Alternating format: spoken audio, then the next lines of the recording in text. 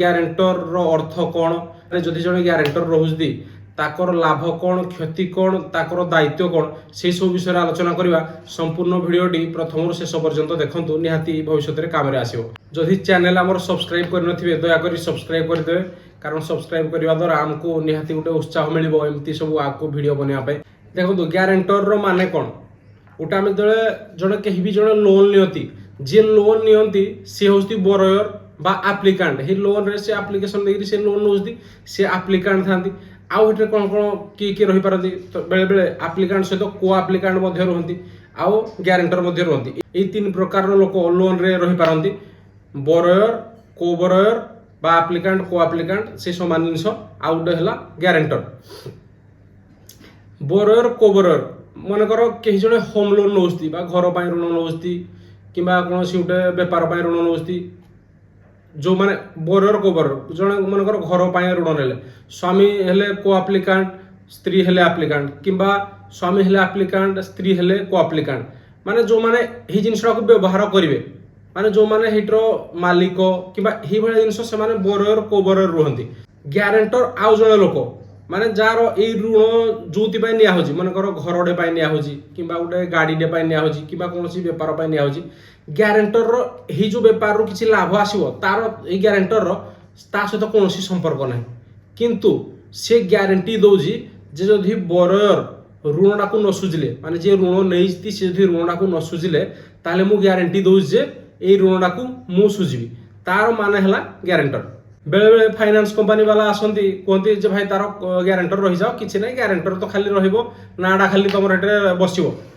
ତାର ଆମେ ମାନେ ବୁଝିବା ଦରକାର। ଦେଖନ୍ତୁ ଆମର ଯେଉଁମାନେ ଭାବ ବିଶ୍ୱାସୀ, ମାନେ ଆମେ ଯାହାକୁ ଭାବୁଛି ଯେ ଏଇ ଲୋକ ନିହାତି ଋଣ ସୁଝି ପାରିବ, ମନେକର ଜଣେ ଗୋଟେ ଗାଡ଼ିଟେ ଋଣ କରିକି ନେଉଛି, ଆପଣଙ୍କର ତାଙ୍କ ଉପରେ ଏତିକି ବିଶ୍ୱାସ ଥିବା ଦରକାର ଯେ ଯଦି ଏଇ ଗାଡ଼ିଟା ବୁଡ଼ି ବି ଯାଏ, ତାର ବେପାର ଯଦି ନ ହୁଏ ବି ସେ ସୁଝି ପାରୁଥିବା ଦରକାର। କାରଣ ସେ ଯଦି ନ ସୁଝି ପାରିବ ତାହେଲେ ଆପଣଙ୍କୁ ଦେବା ପାଇଁ ପଡ଼ିବ।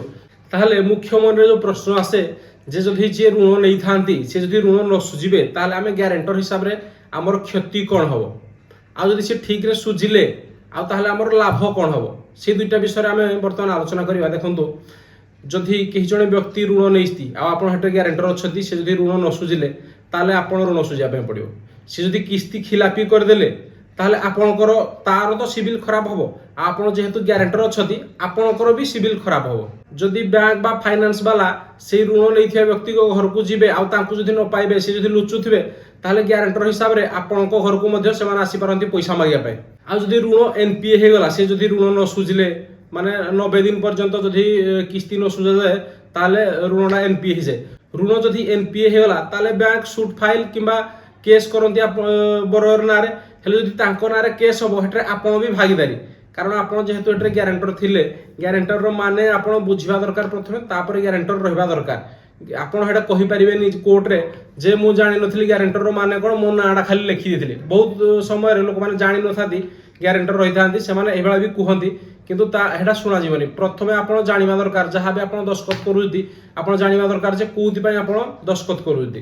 ହେଲେ କୋର୍ଟରେ ଆପଣ କହିବା ସହିତ କିଛି ସମ୍ପର୍କ ନାହିଁ, କାରଣ ଆପଣ ଗ୍ୟାରେଣ୍ଟର ହେଇଛି ମାନେ ଆପଣଙ୍କ ଏଇ ଲୋନ୍ରେ ମଧ୍ୟ ଦାୟିତ୍ୱ ଅଛି ଯେ ଆପଣ ଏଇ ଋଣଟାକୁ ସୁଝିବେ। ହେଲେ ଗ୍ୟାରେଣ୍ଟର ରହିଲେ ସେ ଯଦି ଋଣ ସୁଝୁନାହାନ୍ତି, ବହୁତ ଗୁଡ଼ିଏ ଅସୁବିଧା ଅଛି। କିନ୍ତୁ ତ ଗ୍ୟାରେଣ୍ଟର ପାଇଁ ରହୁଛି ନା, ଯେତେବେଳେ କେଉଁ କ୍ଷେତ୍ରରେ ଆମେ ଗ୍ୟାରେଣ୍ଟର ରହିବା, ଦେଖନ୍ତୁ ଆମର ବିଶ୍ୱାସ ଥିବା ଦରକାର ଏ ଲୋକ ପ୍ରତି ଯେ ଯଦି ବେପାର ବୁଡ଼ିଗଲା ବି ଏ ଲୋକ ଋଣଟି ସୁଝିପାରିବ, ଆମର ସେତିକି ତା ଉପରେ ବିଶ୍ୱାସ ଥିବା ଦରକାର। ଆଉ ସେ ଆମର ସମ୍ପୂର୍ଣ୍ଣ ଗୋଟେ ନିଜ ଲୋକ ହେଇଥିବା ଦରକାର, ଯାହାକୁ କି ଆମେ ଧର ବ୍ୟାଙ୍କ ବାଲା ଯଦି କହି ଆସିଲେ ସେ ଯଦି ନ ଶୁଣୁଛି ବି ଆମ କଥାଟା ସେ ଶୁଣୁଥିବା ଦରକାର, ଯାହା ଦେଖେ ମୁଁ ଗ୍ୟାରେଣ୍ଟର ରହିଛି, ମୋତେ ବ୍ୟାଙ୍କ ବାଲା ମାଗି ଆସୁଛି, ତୁ ଋଣ ଆଜି କିସ୍ତି ଏତିକି ଅଛି ତୁ ସୁଝିବା ପାଇଁ ପଡ଼ିବ, ଆଉ ଆପଣଙ୍କ କଥାଟା ସେ ମାନୁଥିବା ନିହାତି ଦରକାର। ଆଉ ଗୋଟେ ଜିନିଷ ହେଲା, ଆପଣଙ୍କୁ ଯେତେବେଳେ ପଚରାଯିବ ଯେ ଆପଣ ଗ୍ୟାରେଣ୍ଟର ରହିବେ, ତାହେଲେ ବ୍ୟାଙ୍କ ଆଉ ଏଇ ଯେଉଁ ଆପ୍ଲିକାଣ୍ଟ ଥିବା ସମୟରେ ଆପଣ ପଚାରନ୍ତୁ ଯେ ଯେଉଁ ଋଣଟା ହେଉଛି, ଧର ଆର କିଛି ହେଇଗଲେ ତାହେଲେ ଲୋନ୍ ପ୍ରୋଟେକ୍ଟର ହେଉଛି ନା ନାହିଁ। ଲୋନ୍ ପ୍ରୋଟେକ୍ଟର ମାନେ କ'ଣ ଥାଏ, ଯଦି ଜଣେ ଯିଏ ଋଣ ନେଇଥାନ୍ତି ସେଇ ବ୍ୟକ୍ତିଙ୍କର ଯଦି ମୃତ୍ୟୁବରଣ ହେଇଯାଏ କୌଣସି ବି କାରଣରୁ, ଯେକୌଣସି କାରଣରୁ, କେବଳ ଆକ୍ସିଡେଣ୍ଟ କିମ୍ବା ରୋଗ ଏମିତି କିଛି ନାହିଁ, ଯେକୌଣସି କାରଣରୁ ଯଦି ତାଙ୍କର ମୃତ୍ୟୁବରଣ ହେଇଯାଏ, ତାହେଲେ ଲୋନ୍ ପ୍ରୋଟେକ୍ଟର ବୀମା ଯଦି ଥିବ, ଏ ଋଣ ପୁରା ସମ୍ପୂର୍ଣ୍ଣ ସୁଝି ହେଇଯାଏ ବୀମା କମ୍ପାନୀରୁ ଟଙ୍କା ଆସିକିରି। ତାହେଲେ ପ୍ରଥମେ ପଚାରନ୍ତୁ ଯେ ଯଦି ତାର କିଛି ହେଇଯାଉଛି ଲୋନ୍ ପ୍ରୋଟେକ୍ଟର ବୀମା କରାହେଉଛି ନା ନାହିଁ। ଦେଖନ୍ତୁ ଜୀବନରେ କିଛି ନିଶ୍ଚିତତା ନଥାଏ, ହେଇ ବୀମାଟା କରିଥିବା ଦ୍ୱାରା ଯଦି ତାର କିଛି ହେଇଯାଉଛି ହେଲେ ଆପଣଙ୍କୁ ଆଉ ସୁଝିବା ପାଇଁ ପଡ଼ିବନି। ଦେଖନ୍ତୁ ଯଦି କିଛି ହେଇଯାଉଛି ଗୋଟେ ଲୋକର ଆଉ ଆପଣ ଗ୍ୟାରେଣ୍ଟର ରହିଛି ତାହେଲେ ଆପଣଙ୍କୁ ଋଣ ସୁଝିବା ପାଇଁ ପଡ଼େ। କିନ୍ତୁ ଯଦି ଲୋନ୍ ପ୍ରୋଟେକ୍ଟର ଅଛି ଆଉ ବୀମା କମ୍ପାନୀରୁ ପଇସା ଆସିକି ଋଣ ସୁଝି ହେଇଗଲା ଆପଣଙ୍କୁ ଆଉ ସୁଝିବା ପାଇଁ ପଡ଼ିବନି। ପୁଣି ଆପଣଙ୍କର ସିଭିଲ୍ ବି ଆଉ ଖରାପ ହେବନି କି ଆପଣଙ୍କର ଆଉ କୌଣସି ଏଠାରେ ମଧ୍ୟ ଦାୟିତ୍ୱ ବି ରହିବନି କି ପର ମୁହୂର୍ତ୍ତରେ ମଧ୍ୟ ହଇରାଣ ହେବା ପାଇଁ ପଡ଼ିବନି। ଆଉ ଗ୍ୟାରେଣ୍ଟର ରହିଲେ ଲାଭ କ'ଣ? ଦେଖନ୍ତୁ ଯଦି ଆପଣ ଗ୍ୟାରେଣ୍ଟର ରହୁଛନ୍ତି ସେଇ ବ୍ୟକ୍ତି ଯଦି ଋଣଟାକୁ ସମ୍ପୂର୍ଣ୍ଣ ସୁଝିଦେଲେ ତାହେଲେ ଆପଣଙ୍କର ଦୁଇଟା ମୁଖ୍ୟ ଲାଭ ହୁଏ। ଗୋଟେ ହେଲା ଆପଣଙ୍କର ସିଭିଲ୍ ବହୁତ ଭଲ ହେବ। ଯଦି ସେ ଠିକ୍ରେ କିସ୍ତି ସୁଝି ଦେଇଛି ଆପଣଙ୍କର ସିଭିଲ୍ ବହୁତ ଠିକ୍ ହେଇଗଲା, ଆପଣଙ୍କୁ ତ ଏଠାରେ ଋଣ ସୁଝିବା ପାଇଁ ପଡ଼ିଲାନି କିନ୍ତୁ ଆପଣଙ୍କର ସିଭିଲ୍ ବହୁତ ଭଲ ହେଇଗଲା। ଆଉ ଗୋଟେ ଜିନିଷ ହେଲା ସେଇ ଲୋକର ବିଶ୍ୱାସ ଆପଣଙ୍କ ପ୍ରତି ନିହାତି ରହିବ ଯେ ଏଇ ଲୋକଟା ମୋତେ ଦିନେ ଗ୍ୟାରେଣ୍ଟର ରହିକି ସାହାଯ୍ୟ କରିଥିଲା, ତାକୁ ମୁଁ ଜୀବନରେ ନିଶ୍ଚିତ ସାହାଯ୍ୟ କରିବି। ଏଇ ଦୁଇଟା ହେଲା ଗ୍ୟାରେଣ୍ଟର ରହିବାର ମୁଖ୍ୟ ଲାଭ। ଆଉ ଏଇ ଭିଡ଼ିଓରେ ଯାହା ଯାହା ଆମେ ଆଲୋଚନା କଲେ ଗୋଟେ ଗ୍ୟାରେଣ୍ଟର ଯଦି ଆପଣ କେବେ ବି ରହୁଛନ୍ତି ଏଇ ସବୁ ଜିନିଷ ପ୍ରତି ଧ୍ୟାନ ଦେଇକିରି ଗ୍ୟାରେଣ୍ଟର ରୁହନ୍ତୁ। ଜୟ ମା କୁନ୍ଦେଶ୍ୱରୀ।